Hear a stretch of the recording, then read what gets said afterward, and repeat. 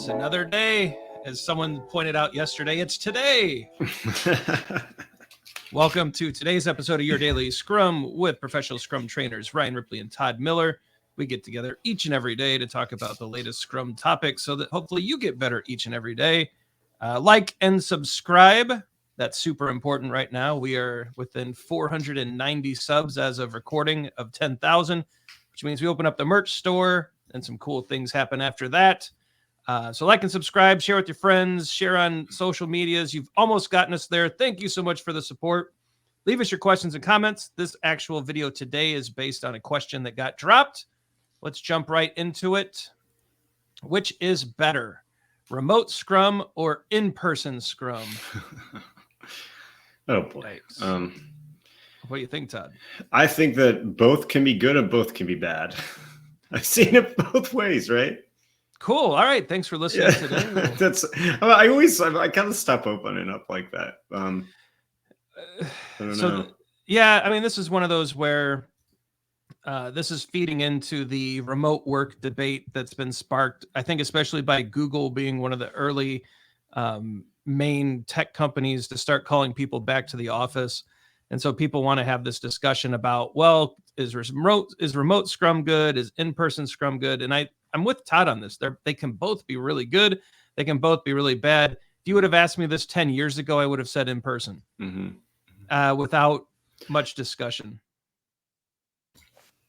But yeah, so I'm thinking back to. I mean, I worked with one really good team that we were all was 7 total people on the Scrum team, and we were all in person, and that worked really well.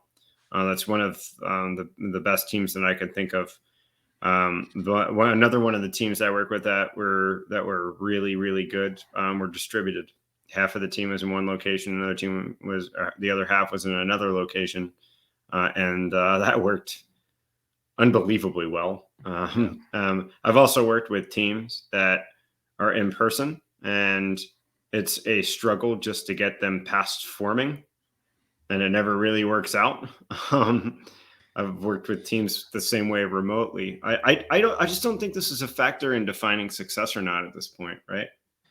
Yeah, I think this is what it's a skill, right? I think Johanna Rothman has a really great book on this, From Chaos to Successfully Distributed Agile Teams.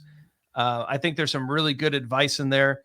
This is one of those where if you've built up this skill of being remote, I mean, for example, like we said yesterday, or in the previous episode, Todd and I run a fairly successful training company fully remote. I live in Indiana. Todd lives in Pennsylvania. And so we're very rarely together these days, maybe once or twice a year.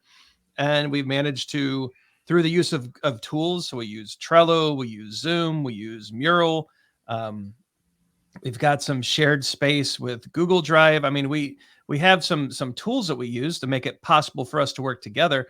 I think Scrum teams, especially developers, need to have IDEs that allow for mobbing and pairing remotely. They probably multiple monitors. Everyone needs good cameras, good microphones.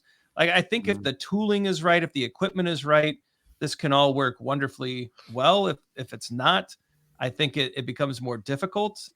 With in-person, some of that collaboration is easier. I know some people got mad at me in the comments over the previous remote work episode, but I'll tell you what, it's easier sitting face-to-face than it is over cameras. I'm sorry. I'm not, I think about when we were writing the book, Todd, we did a lot of work remote, but how much did we get done sitting together in the same hotel?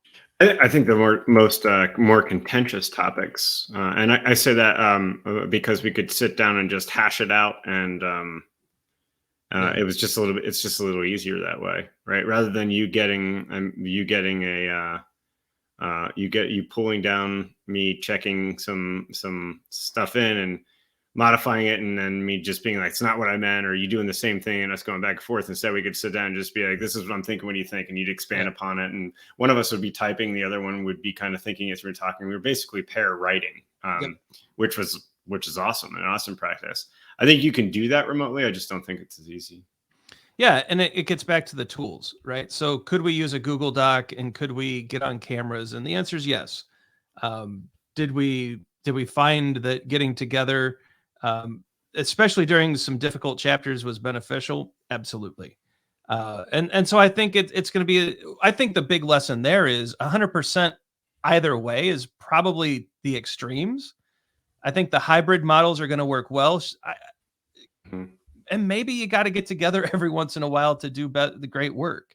And so I think the all or nothing approaches are going to lose, but the organizations that recognize the fact that, yeah, let people go off and be remote. There's good quality of life stuff there, but occasionally we need to get together because that's good teaming. And to deal with more difficult things, that's good too. I think with all of this, Todd, the intent is most important. Are we being remote because of some dogma? Are we being in person because of dogma or some like weird arbitrary rule set? Or are we intentionally working in ways that are best for our teams? Right. And I think the intentions are actually more important than anything else. But my goodness, you just like totally triggered something for me there, in that even if we are a fully remote team, I believe there is still value in every now and then getting together in person. Yep. Right. I do. I don't think I'm ever going to stop thinking that way. Yeah. And so I think the answer is both can work really well.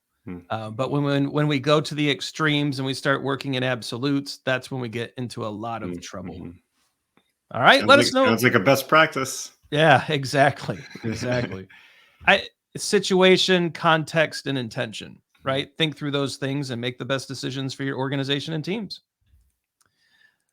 All right. End screen time. Todd, how should people like and subscribe today? Well, today here in the Northeast Rhine, it's going to rain. And so I think that by going out, if it's raining where you are, which hopefully it is, you can run outside, get soaking wet, and shake your hands off vigorously in front of your, hopefully not keyboard. Grab the mouse, click like and subscribe. That one didn't go as well as I thought, but it worked. Like and subscribe, just as Todd said. Hit up the socials. Facebook, LinkedIn, and Twitter are pretty active. Yeah, videos are going to pop up. It's our 2 courses. We think you'll like them. Free Scrum Framework course and Evidence-Based Management EBM course. Check those out. Let us know what you think in the comments. For Todd Miller, I'm Ryan Ripley. Go forward, do some great Scrum things, whether you're remote or in person. Get an increment shipped each and every sprint, and you're winning. And let us know how that's going. Leave your questions and comments, and we'll see you tomorrow.